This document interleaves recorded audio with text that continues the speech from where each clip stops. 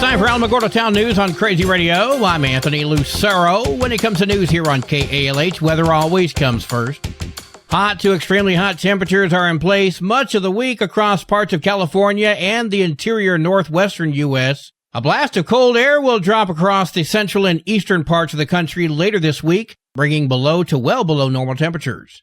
Closer to home, rain chances and moisture levels diminish today through midweek. Storms favoring primarily the mountains. Temperatures will be near or slightly below normal. We'll have another look at the weather following this news. This is Range Control with roadblock information. Roadblocks are subject to change without notice.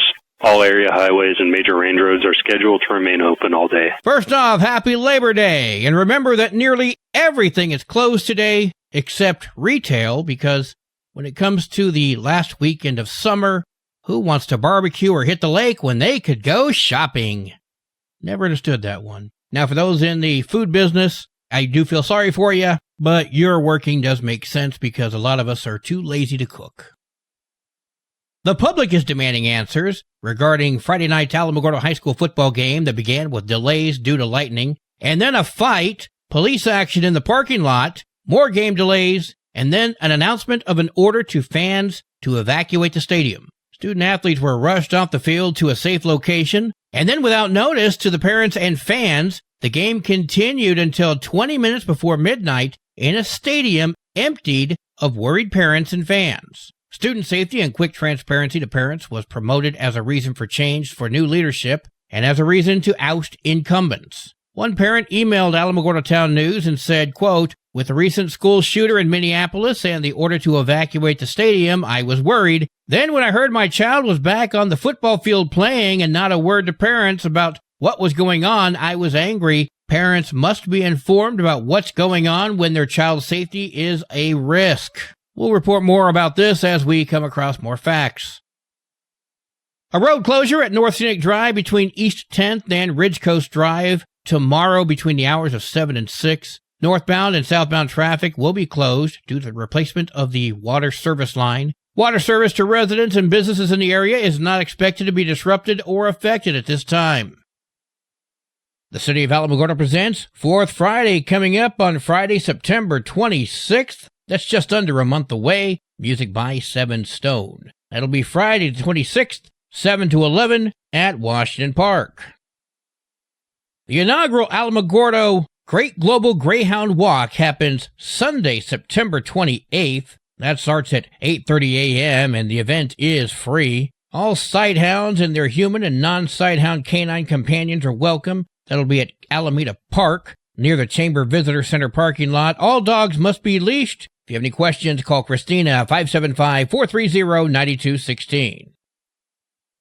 As a reminder, there's going to be the La Luz Ag Market happening tomorrow. We heard from Olivia. You'll find fresh produce, handmade goods, homemade jams, fire cider, and so much more. You can pick up a loaf of fresh bread, grab some local honey for your tea, and maybe even walk away with a handcrafted piece of art or a wooden toy. And let's talk about food trucks. Whether you're craving something warm and savory, something sweet, or just a tall glass of lemonade, we've got you covered. The smell of fresh food drifting through the market is half the fun. So come hungry because you'll definitely want to try something new. That's tomorrow morning starting at 10 between the pistachio farms.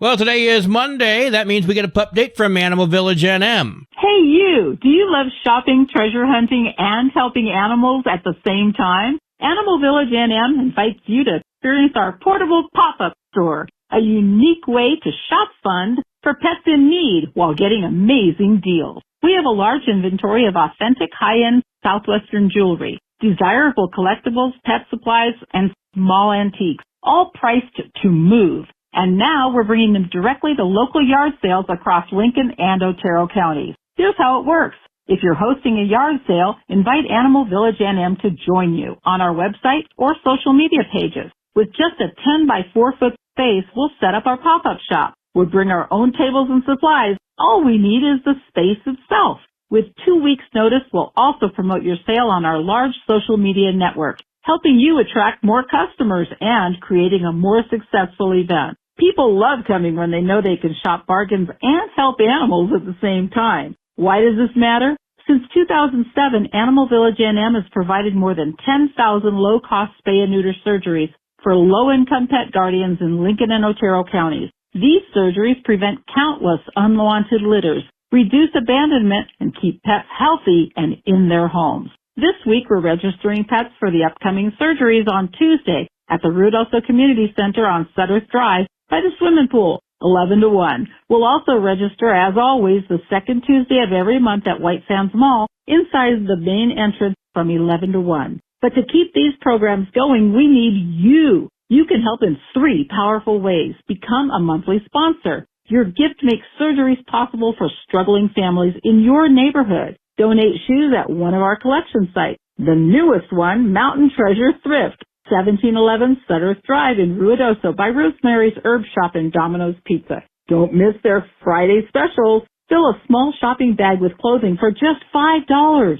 First Savings Bank lobbies, Lincoln and Otero. White Sands Mall in Alamogordo. By the ATM inside, Ruidoso Community Center. Ruidoso Athletic Club, Blue Lotus Yoga. And recycle your aluminum cans for us at A1 Recycling in Alamogordo on Highway 70, where proceeds benefit our work.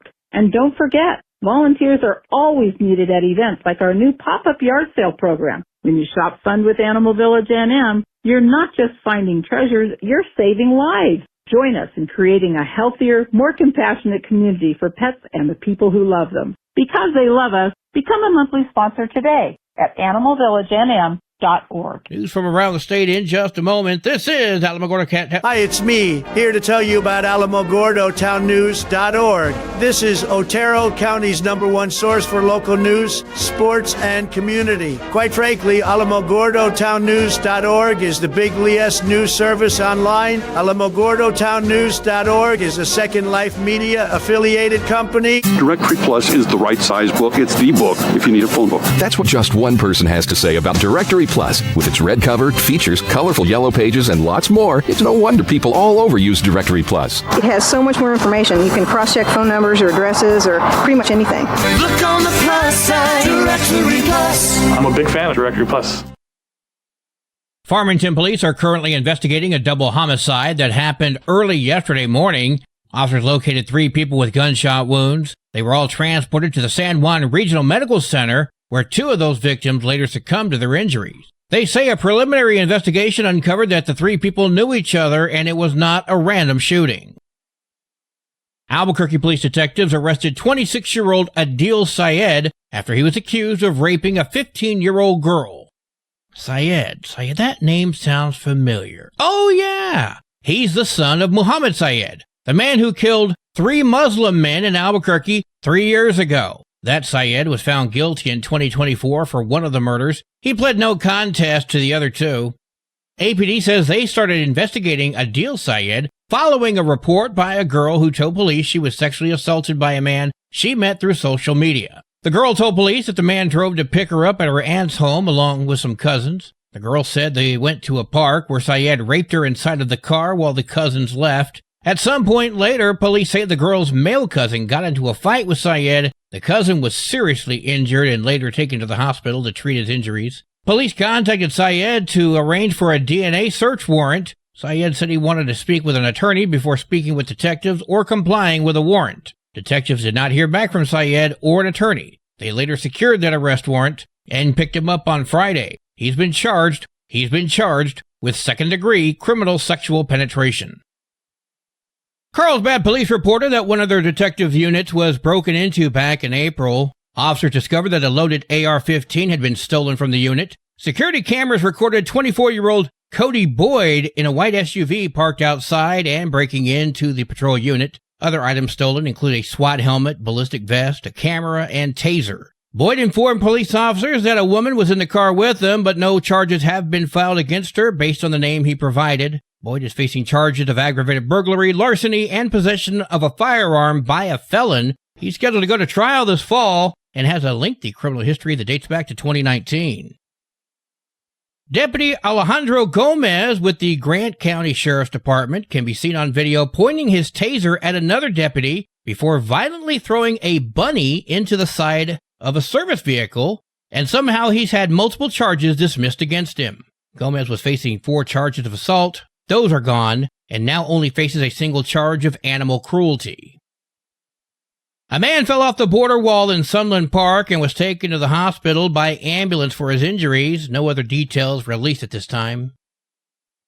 The Las Cruces Fire Department says a mobile home caught fire, leaving a person dead on Friday night. The firefighters were able to remove that victim and bring the fire under control within 20 minutes of arrival. The fire was contained with one unit, but the victim was pronounced dead on scene. One firefighter sustained a minor burn to the hand. The cause of the fire and damage estimates are still under investigation.